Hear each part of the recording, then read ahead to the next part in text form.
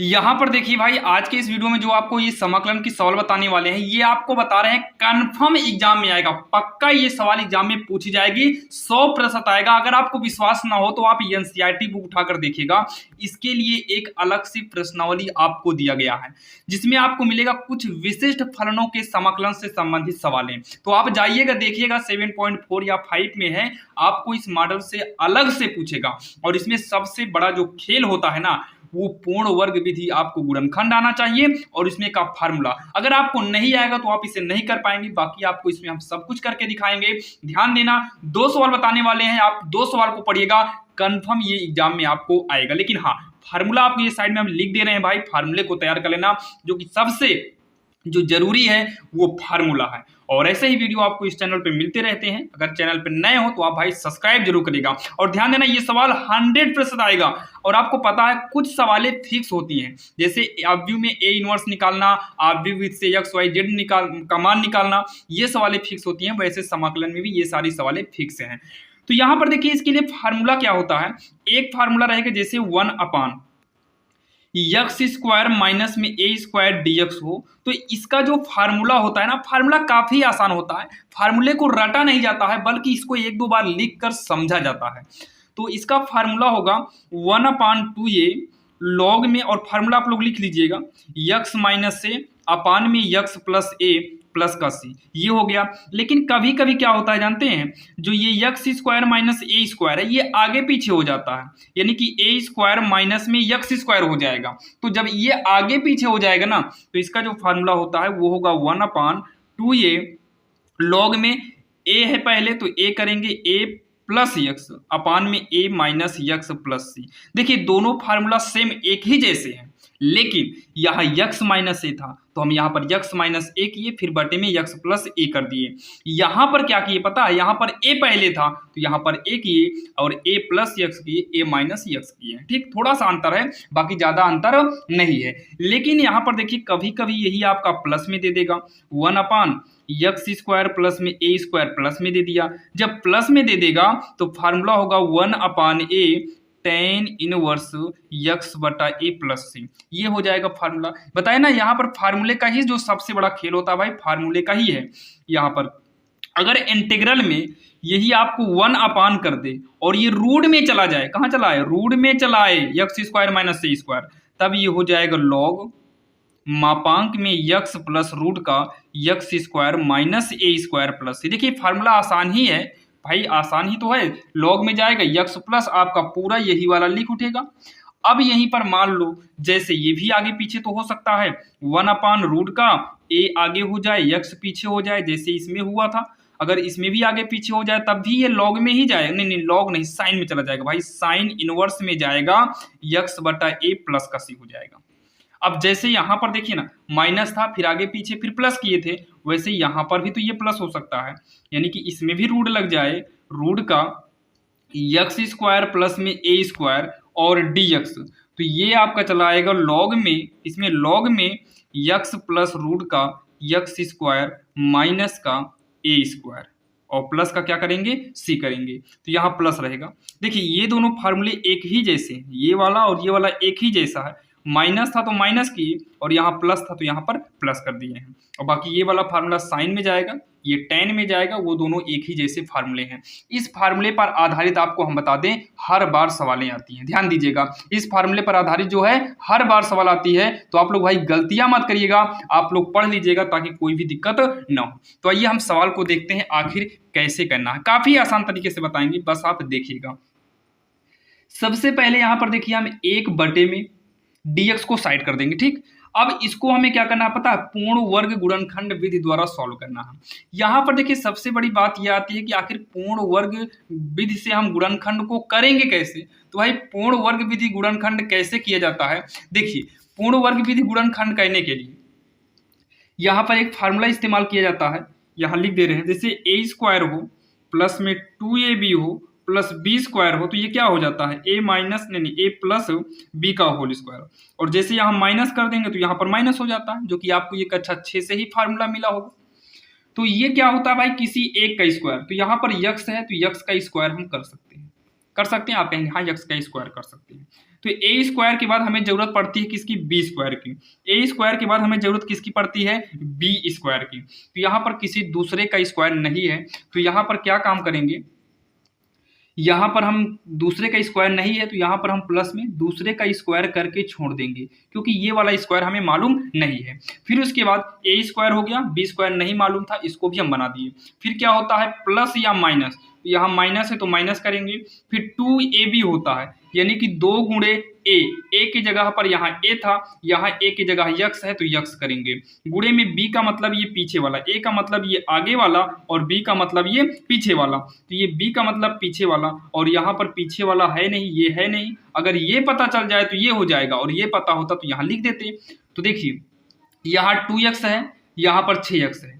दो में कितने से गुणा कराएं कि 6 आ जाए, तो आप कहेंगे 3 से करा देंगे, यानी कि यहाँ पर 3 होगा और यही वाला 3 यहाँ पर आ जाएगा। अगर आप थोड़ा सा देखिए तो यक्स स्क्वायर मैच किया, माइनस 6x यहाँ से मैच कर जाएगा, और ये वाला जो प्लस में हम 3 का स्क्वायर किए हैं, ये फार्मूला बनाने के लिए हम अपने से करते हैं, यानी कि इसको अपने से किए हैं तो ये प्लस में है, या हम माइनस में कर दो ताकि ये दोनों कट जाए और मान में कोई प्रभाव ना पड़े, और लास्ट में हम प्लस का 13 उतार लेंगे। इस तरीके से हम पूर्ण वर्ग विधि द्वारा गुणनखंड करते हैं। बाकी अभी एक सवाल और बताएंगे ताकि सारा डाउट आपका क्लियर हो जाए और एग्जाम में आपको दिक्कत ना हो।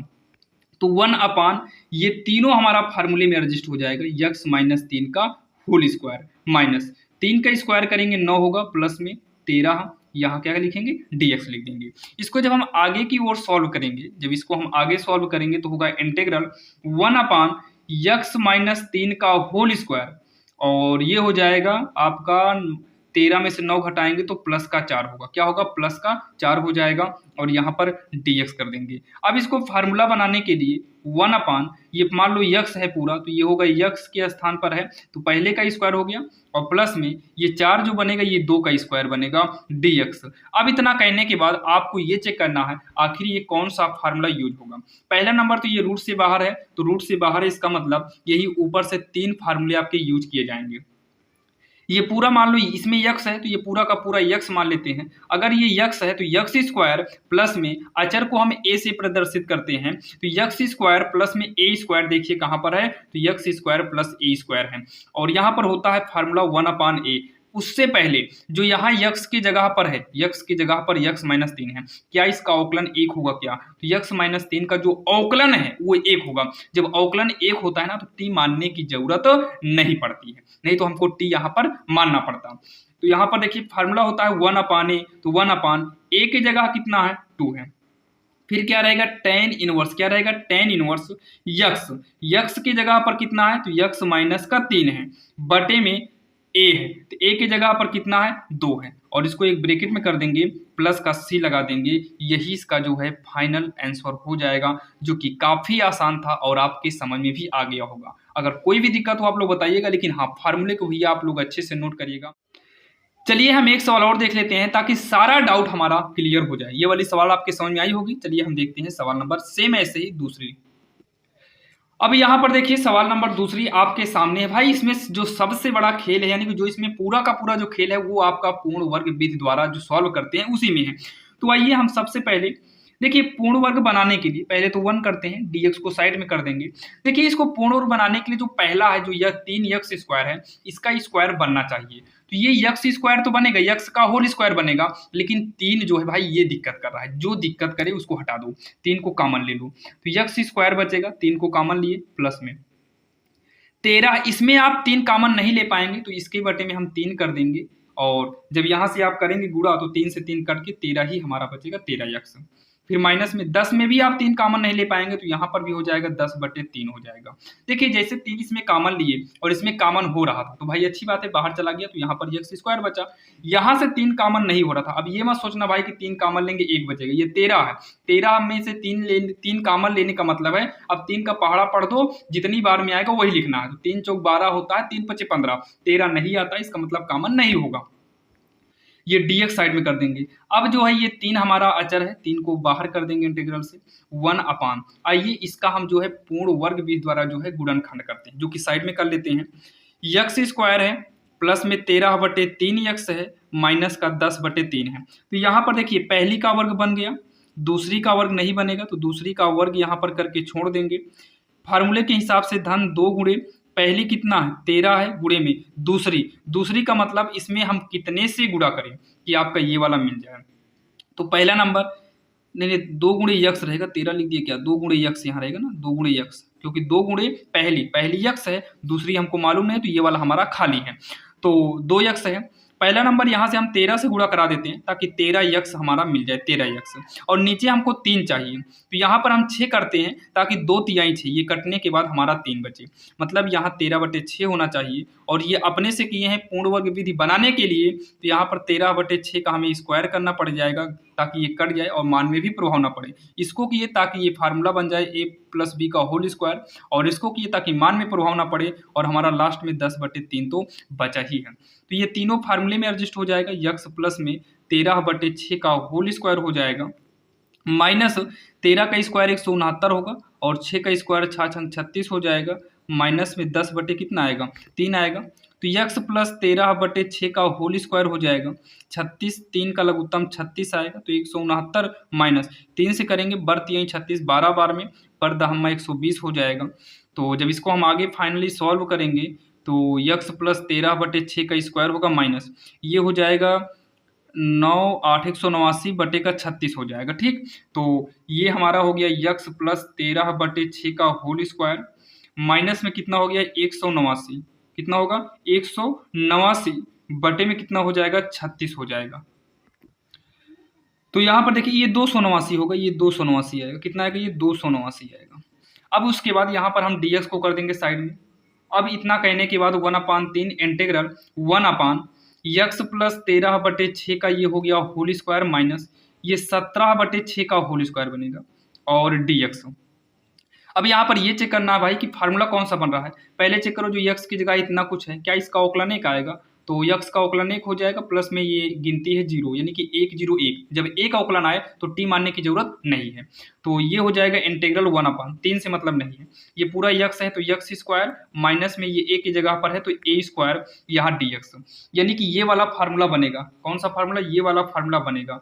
तो इसका फार्मूला आप देखिएगा सबसे ऊपर ही था, फार्मूला क्या था 1/2a, फिर यहाँ पर था लॉग में यक्स माइनस ए अपान यक्स प्लस ए प्लस का सी, ये वाला सूत्र यहाँ पर यूज होने वाला है भाई, जो कि हमने फार्मूला इसके पहले आपको सब दिखा दिए हैं।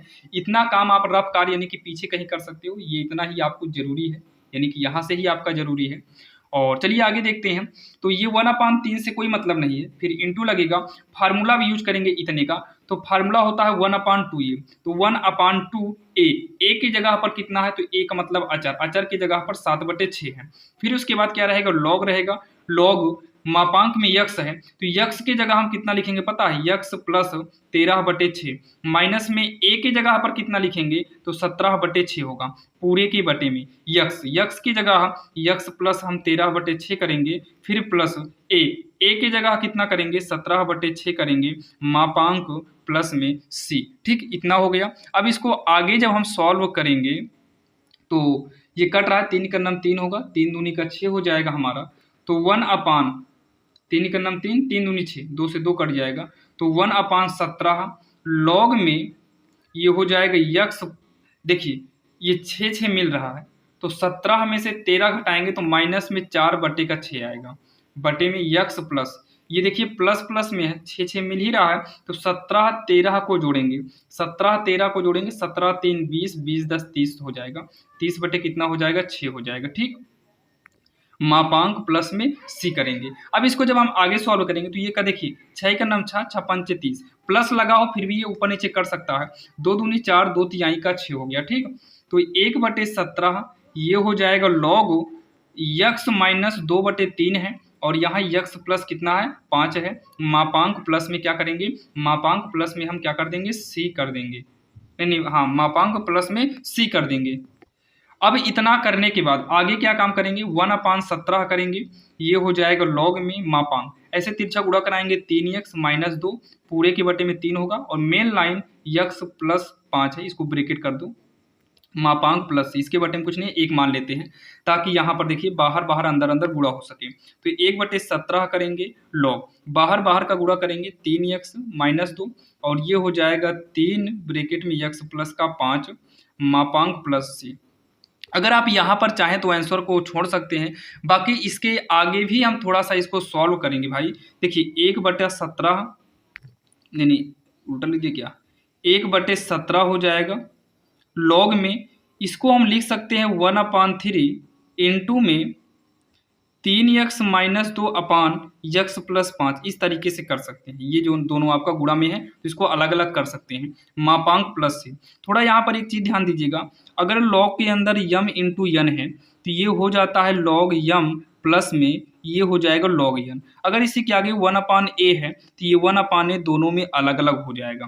तो इसका मतलब है कि 1/17 लॉग, ये वाले को पहले कर दो 3x-2 बटे में x+5, फिर यहीं प्लस में 1/17 लॉग, ये अलग कर दो 1/3 को, और यहाँ पर प्लस का हम क्या कर देंगे, सी कर देंगे। जहाँ पर इतना करने के बाद आपको नीचे क्या लिखना है, 1/17 लॉग में 3x-2 बटे x+5 हो जाएगा, प्लस का सी, और यही मापांक में कर दो, यही इसका फाइनली आंसर हो जाएगा।